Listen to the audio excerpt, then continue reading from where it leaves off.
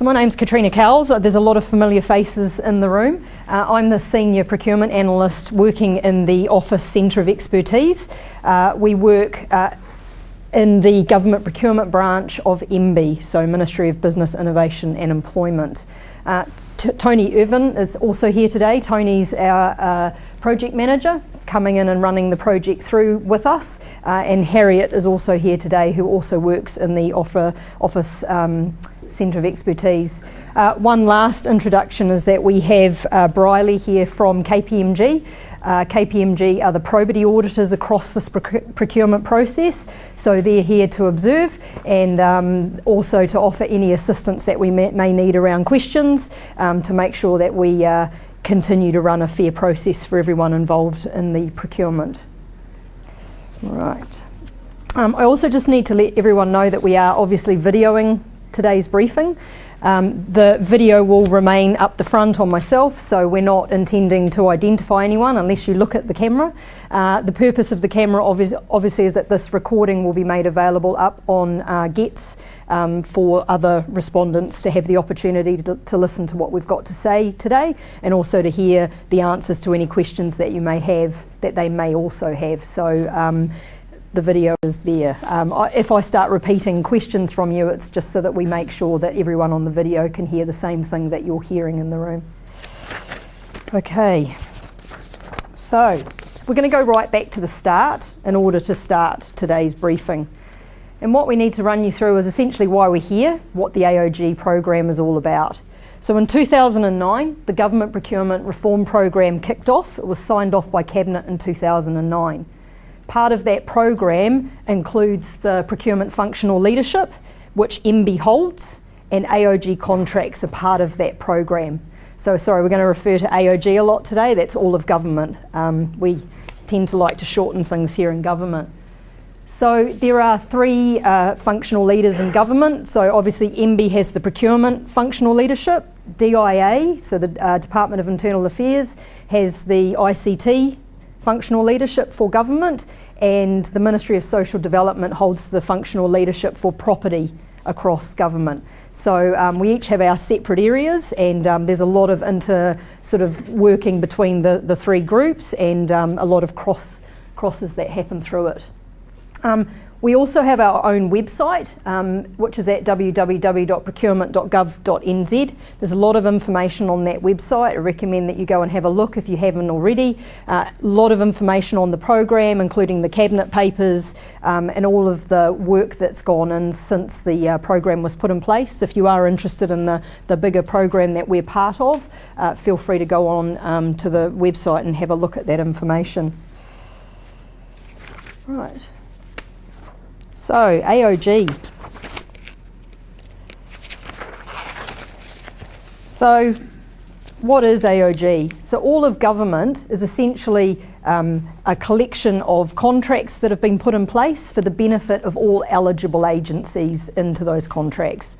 So eligible agencies, you would have seen that term in some of the documents, are the agencies that have gone through an eligibility test through our branch and have been deemed to be eligible for the All of Government program and access into those contracts. So there's approximately 300 of those agencies that are eligible to participate in the contracts, and there are approximately, because it changes a wee bit with mergers and things, 2,439 schools. So there is an eligibility test for agencies to come on board. It's not an automatic inclusion. Agencies do need to go through and be deemed eligible in order to participate. In general, it's 100% ownership of government, but there are some other sort of smaller things that make that difference in there. So included in those agencies, we've got the public service, so your basic ministries and departments, and there's 29 of those. We've then got the state services, which includes DHBs, Crown entities and agents, and there's about 130 of those. We've got all of our school boards. We've also got the state sector, which is your universities, your polytechs, and your state-owned enterprises, which are also included, and your public sector, which reaches out to the councils. Now, all of these agencies are eligible to participate, but not all of them are mandated to do so.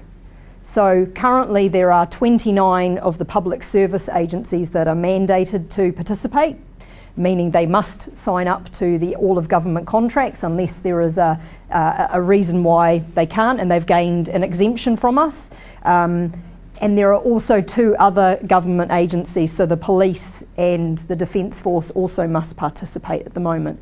All other agencies, it's an optional thing for them. However, that changes on the 1st of February next year. So 1st of February next year, there'll be around 214 agencies that will be mandated to participate in the contract. So we've recently got Cabinet sign-off to extend the mandate across. So those are kind of the numbers that we're looking at the moment. There's 14 AoG contracts in place currently, all the way from utilities with gas and electricity, obviously office supplies, there's vehicles, there's external recruitment services, external legal services. So it's quite travel, there's quite a wide band of contracts available, and all the information on those contracts is available up on our website. So anyone's free to go and have a look at the basic information about those. So why would you want to be an AoG supplier? What's the benefits of coming on board and being one of our suppliers? So the biggest benefit obviously is that you get access to all of these agencies. Second benefit, which is quite a big benefit I think for a lot of suppliers, is that there is one procurement process, which is what we're currently going through. From that time, there are no further negotiations to be had. So if you're on the panel, you're on the panel, and everything's been negotiated with us with a master contract, and it means if an agency wishes to join up or is mandated to join up, there isn't an individual procurement process to go through. Sometimes there's a secondary where they sort of compare suppliers and things, but there is not a full procurement process to go through. So for suppliers, I think that's quite a big benefit, not having to run through those really large, long-term sort of procurement processes. What AoG doesn't provide is any guarantees of business. So essentially being on a panel of suppliers gives you access to all of those agencies, means that you're out there and advertised by us as a preferred supplier. It doesn't mean that any agency has to select you as their supplier, and there's also no guarantee of volume. So even if you are selected, there's no volume control over the purchasing. So I can't think of an example, but there would be no volume guarantees even if you were selected. But you do get access. If you're not on it, you don't have access to a lot of these agencies that are mandated to participate. All right, next. So as part of our procurement functional lead role in government, some of you would have heard that on October the 1st last year we released the government rules of sourcing. And so these rules are also mandated across the 29+1 currently. And so all of those agencies must follow the rules, and then it goes down in tiers with should, and what's the last one? It's going to escape me now. Yeah, so it's essentially saying that there are rules around procurement processes that must be followed. And these are the 5 main objectives around our purchasing behaviours, and they are kind of our Bible as far as the government procurement branch. So we need to plan and manage for really good results. We've got to be fair to all suppliers out in the market. One reason we've got a probity auditor here today. We need to get the right supplier so we get the right result. We need to get the best deal for everyone, and best deal isn't necessary, it's a value for money proposition that we're looking for, and play by the rules. And these are the rules, and these rules are also available up on our website. There's also some rules around the processes that we need to run, so we must use GETS to advertise all opportunities to suppliers. We need to be in the market for certain amounts of time depending on different circumstances, so it allows suppliers to time to respond. We must deal with responses in particular ways.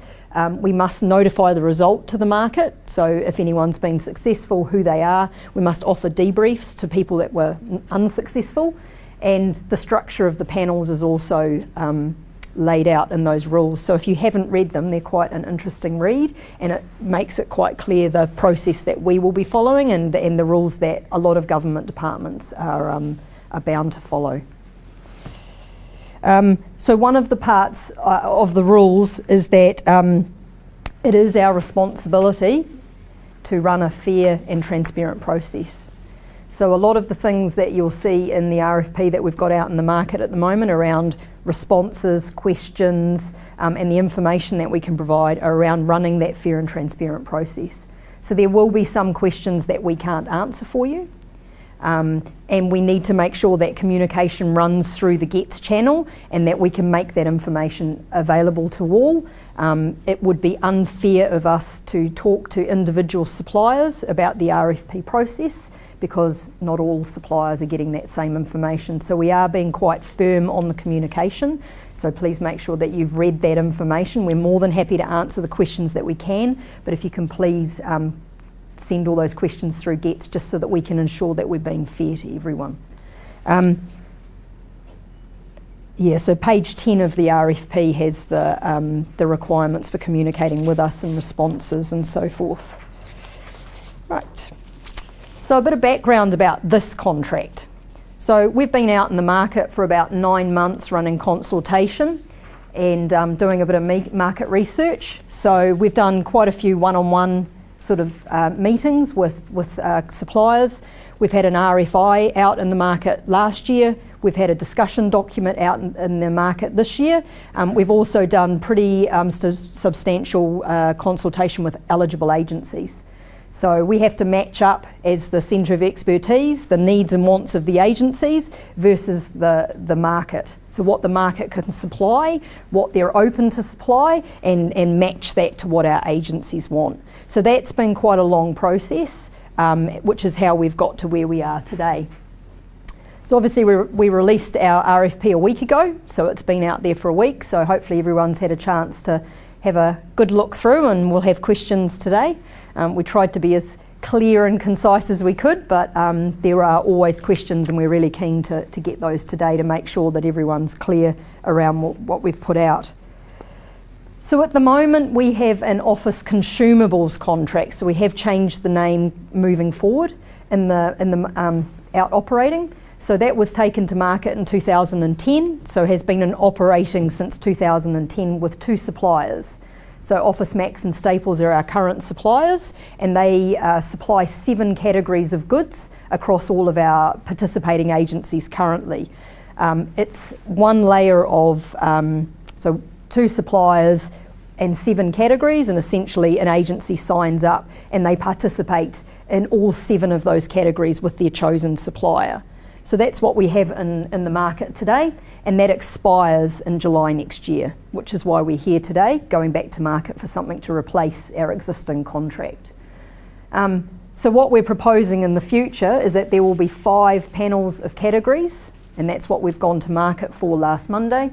So there's 1 mandatory category called key office supplies, and then 4 optional specialised tier categories. And they're the washroom consumables, cleaning and hygiene consumables, IT consumables, and educational supplies. So I think we've all probably seen that. The other thing I just wanted to point out too is that at the moment we have approximately 400 agencies participating in the current contract. So we've got about 80% of eligible agencies participating. If we take out schools, the participation rate isn't so high, but we have great hopes for the new solution with that, and we think there's big opportunities there. The last financial year there was around 55 million went through the contract. So that's a few more numbers for you.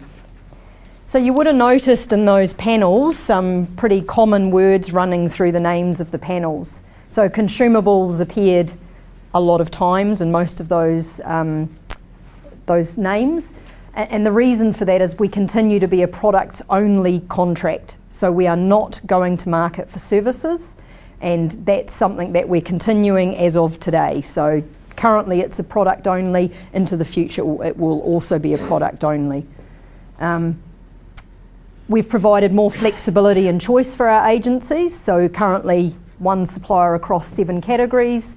In this new contract, there will be many more opportunities for them across participation and also across suppliers. We've also introduced some new tools for agencies within the contract. So the agencies, once they get into the contract, will have the ability to transition suppliers. So what we mean by transition suppliers is that you sign up with a sole supplier in your panel, and you'll have the ability to transition suppliers, so change suppliers twice during the contract life. And what that means is that if for some reason an agency signs up with a supplier and for whatever reason the business models don't fit, then the agency has the opportunity to change suppliers. So we're trying to add a bit more keep some long-term competition into the market and into the contract, and just allow the agencies a little bit of flexibility. Agencies will also have access to specials so that are available to the public in the new contract. So we get a lot of feedback from agencies that they have staff scrolling through public websites, and they see specials that are being run by suppliers that they would like access to. So you'll see that we have put some information about that into the RFP. We've also allowed potential addition of panels through the life of the contract. So you would have seen, if you read the discussion document, that we did go out and talk about PPE, so personal protective equipment, as a potential category to join this contract. We haven't gone out on this RFP, however, we may add more panels in the future to this solution, but there would be an open procurement process like is running now for each of those panels. So, but we haven't decided if any more are going to get added at this stage. There's also more flexibility for agencies around choosing which categories they want to sign up for. Instead of having 7 mandated, they have a lot of choice about which ones they want to come in and participate in. We've also added a cost to serve model. So what we've heard across our consultation is that some government departments' purchasing practices, they differ wildly throughout the government agencies, and some agencies are quite expensive for suppliers to supply. So what we've said is actually we're interested in getting best unit prices for those agencies that are using best procurement practices, and then we want to say, let's motivate the ones that aren't using best procurement practices to change. So what we've said is we want suppliers able to give us their best prices, not building in the potential for some agencies to cost them a lot of money to service. So we're giving suppliers the ability to claw back some of that cost through this cost to serve model.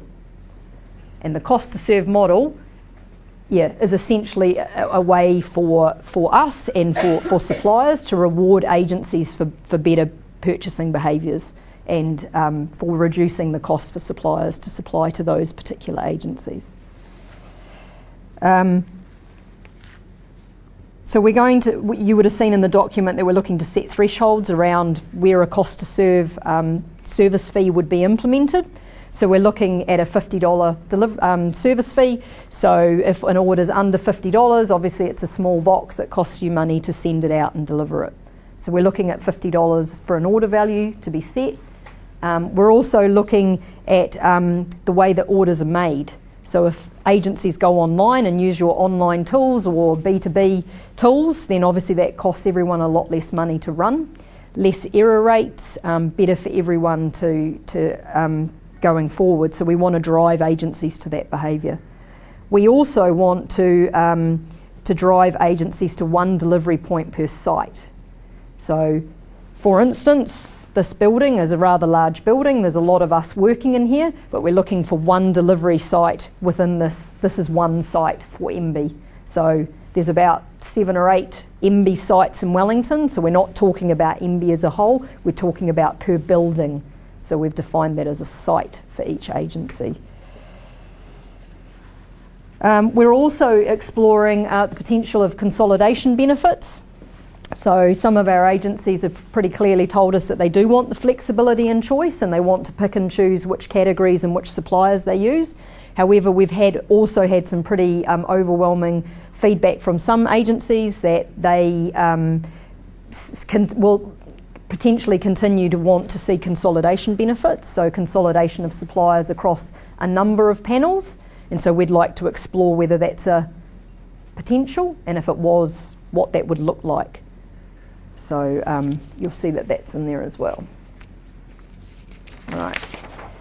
So where we're sitting at the moment, so the RFP was released last Monday, and it'll stay in the market for 5.5 weeks. So that means a closing date of Wednesday, the 22nd of October.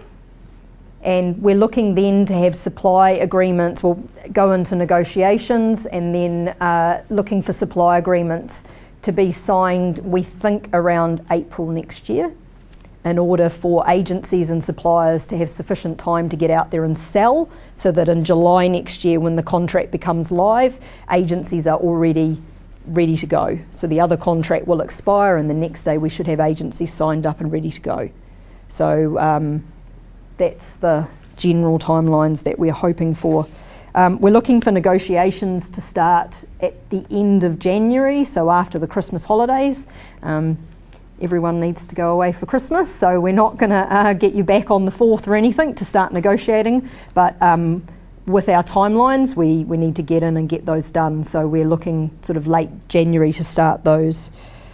Looking for announcements likely in May next year, and then it gives everyone the ability to get out there and start selling, and for agencies to start running their internal processes in order to sign up. So we acknowledge it takes everyone time to get in and get this up and running. Right, so what does it look like? So this is essentially what our solution looks like that we've gone to market for. So we're going to break this down too. So essentially the key office supplies category, it's a mandatory category when agencies sign up, and it's a national coverage.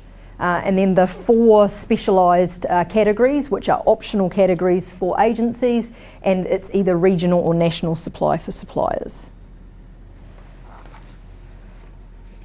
So the reason how we got to this was through our consultation, listening to our agencies, what they needed and wanted, and listening to the market and what they can provide. And I think we're feeling pretty good with where we've got. Right, key office supplies. So within key office supplies, there's 4 main areas. So the general stationery, the kitchenette, the undersink, and the health, which is your sort of basic first aid supplies. So essentially this is a category of all the sort of general office supplies that any size office, so from a small country school all the way through to something the size of MBIE or Defence, would require in order for them to carry on running an office, typically. It's a mandatory category for agencies, so essentially when an agency signs on, says we're an eligible agency, we wish to join the contract, or we're mandated to join the contract, this is a compulsory panel for them to join up to. The suppliers must have the capability and the capacity to supply all of our eligible agencies across New Zealand, so we're not looking for regional supply in this category. Agencies would select one supplier within this category, so it is an exclusive relationship between the agency and their supplier, and the transition ability is in this category as well. Is there anything else in there we need to highlight? I don't think so. Right, so moving on to the 4 optional categories. So these are categories of specialised products that we've had a lot of feedback from agencies and from suppliers on. So we've pulled them out and we've said actually they're optional for agencies to join because of the different ways that agencies purchase these things out there in the market. So suppliers need to have the capability and the capacity to supply all of the eligible agencies, either on a national basis, so New Zealand wide, or on their region basis. And there's a list, a map of all the regions from Local Government New Zealand that's been published in the RFP, clearly defining the regions that we're talking about. So a full region would need to be supported within each of the categories.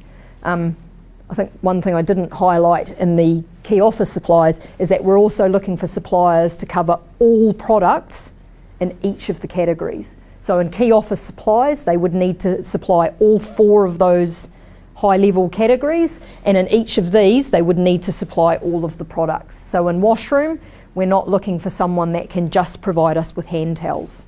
We're looking for someone that can provide all 3 of those high-level product groups, and the same across the board. So the product groups listed in the RFP and in these diagrams are pretty high level, kind of indicative, and then we break it down a lot further into next sort of level of product groups for something like the key office supplies down to pens and pencils. But we are looking for suppliers to supply the whole category. Participating agencies, it's one supplier, so it's still an exclusive relationship with your supplier in each panel, and obviously for regional suppliers it would be one supplier per region. So if an agency was located in 2 regions, they could have one in the Bay of Plenty and one in Hawke's Bay. The other point of difference in the specialised tier categories is that agencies will continue to have the ability to appoint third-party agents to purchase on their behalf in here. Now how that works in practice, I'm seeing a few blank gazes at me, so how that works in practice is that an agency, so MBIE, could appoint their cleaner to be their third-party purchasing agency, maybe in washroom consumables. What would then happen is that I would say to my cleaner, I want you to purchase all of my products that are included from here, from the AoG contract. We would then tell their supplier that, who would give them a sign-on into the online system for them to go in and purchase. So our panel supplier is still getting the purchase of the goods, however, the agency is bundling their services and products together and getting the benefit of that. The benefit of that is the transparency of pricing for the agencies. It's for the products. It's also giving them the ability to bundle. It's also meaning that whatever happens now with their cleaner can continue. So invoicing can either go to the agency or to the cleaner. Deliveries, the same thing. So nothing necessarily has to change for the agency from what they do now. They just get a lot more transparency over pricing, and they get the ability to know that they've got a really good price because it's part of the AoG contract that looks at all of government's purchasing. And there's also the ability to transition suppliers via categories in here as well. The one thing about, I just want to pull back here around the services not being included. So obviously we're not contracting for services. However, we also envisage that for some suppliers who are service specialists but have a products division, that they may come in to get access to this contract to sell products, and then they have a value add proposition to give to agencies around the services that they can wrap around those, which would be outside of the contract. But so service providers, it's not excluding service providers from bidding. They must have the ability to give us competitive pricing on the products though. Next one. So moving into how to respond to the RFP. So essentially there's 2 main parts for responding to the RFP. There's and there's a template for each of those which we require to be filled in and sent back. So we need suppliers to give us enough information, enough in the answers for us to understand your current operating models. So please be as clear and provide as much information as you can for us to understand what you're currently doing in most instances. So with the proposal template, we need all sections completed. Please don't edit the questions in any way or change the numbering, because that will obviously have a flow-on effect when we're evaluating. And please just fill in the white areas on the template, which will expand with your answers. With the pricing template, it's in Excel format. Again, please don't change the products or the product groupings or the columns that we have in there for evaluation purposes. Everything needs to look exactly the same. It's clearly in there which tabs need to be completed, so all of the white tabs we need information on. And there's a tab you'll notice at the bottom of that for each of the categories. So you only need to fill in the categories that you're responding to. And there are a selection of products in each of those tabs for each of those categories. Yeah, please don't change the format. I'm just trying to think where we get to next. So the other thing is all responses need to be via GETS, and there are instructions on GETS around that, so we won't be accepting hard copy responses from anyone, so please don't send us anything. The only way that we're going to accept responses is through GETS. All right, here we go. So the proposal template. So I think I've just gone all through that, haven't I? Yes, so we won't go through that again. The only thing that I was going to bring up in the template is we do ask a question in the template around the reporting requirements that we've put a wee bit of information into in the RFP. So there are a few different types of reporting that we require in this solution. So there's savings reporting, so looking at our branch savings methodology where we need to report to Cabinet and to our stakeholders the savings that agencies have gained from participating in this contract versus if they weren't in the contract and they were just receiving the best market price that a supplier has out in the market. There's also performance reporting, so we'll be setting KPIs with each supplier around delivery in full and on time, service levels around accuracy of reports and invoices and things like that. And we'll also be asking for data around spend for your agencies. So there is a bit of information in the RFP and also in the supply agreement which clearly lists the types of reports that we'll be looking for suppliers. So I do ask that you please read through that information. One of the responses in the template is, are you able to provide the reporting that we've requested? So we really please ask that you do take your time to have a look at that because it is reporting that we do require and we're unable to contract with those suppliers that aren't able. We do intend that a lot of the detail around the reporting will be discussed in further after shortlisting, but we do need suppliers to really understand the level of reporting that is required in order to participate in one of these AoG contracts. So I just wanted to stress that, please. Again, this is the pricing template. So we've obviously got a list of products in each of the categories, and then we've given suppliers the ability to provide us with 3 prices for each product. So acknowledging that a whole ranch of suppliers have their own brand, they have international brands that they bring in, they have a whole range of different products that they provide to our agencies, which is great. Choice is a good thing.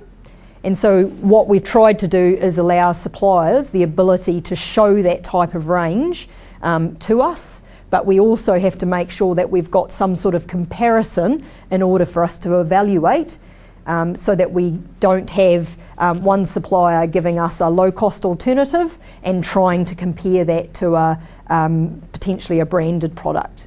So hence the reason for the 3 columns. So we just want to make it so that 3 sets of columns, yes. Yes, and we've also left room for comments. So we're so outside of the branded product, once you move on and you get to put your own products in that potentially you've got alternatives to, there are spaces for you to comment around the size of those packages, if they're in a box of 6, and also to give us the information around, is it a home brand, what's the name of it, so that we've got some comparison across it. Okay. Also, there's no calculations in the template, you'll notice. So we're not looking for anyone to add anything up, calculate anything. We purely want those prices put in. All prices need to be exclusive of GST, and we're also ignoring the administration fee that we charge agencies at this point in the process as well. So it's a net price for AoG that we want in there. The other thing I just wanted to point out that this is a high level list of products that we've put into each category. They're in no way indicative of what catalogues may look like in the contract or of anything of that nature. It's purely a selection of products that we know our agencies are currently purchasing and commonly purchased products out in the market. So please don't read too much into what the products are. They're purely for evaluation purposes, and when we get into contracts with suppliers, we'll talk about the final catalogues and things like that. Yes? Right, so submitting your response. We've talked about this a little bit. So all responses are via GETS, and there's a link into an instruction sort of sheet in the RFP. So if you are struggling with that response, there is instructions in GETS on how to do that. It's a new system, so we appreciate many of you wouldn't have had the opportunity to bid in it yet, so there are instructions in there, so please check them if you're unsure. You will get an email back from the system confirming that your response has been issued. You won't get one from us. So please make sure that you get that email saying that your response has been received, which means it's been received by the system. One thing about the GETS system is that all of those responses will go into a locked tender box in the system. We do not have access to open that tender box before the tender closes.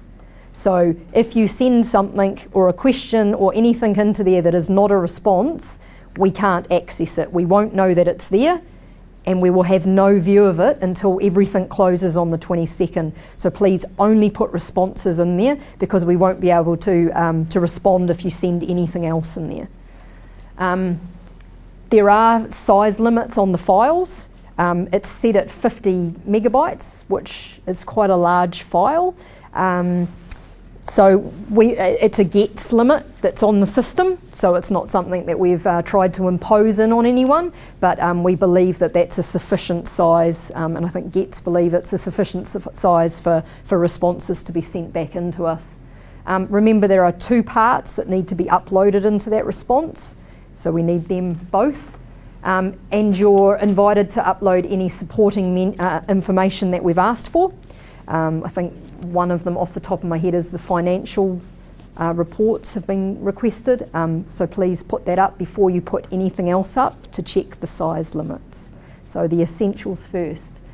You can upload other information to support your response if you wish. However, we may or may not read it and evaluate it. So think very carefully before you send it in. And we can't look at those responses before the closing date, so just to reiterate that. Right, so next steps. So I think if we had one piece of advice today is please read all of the supporting information that we've provided.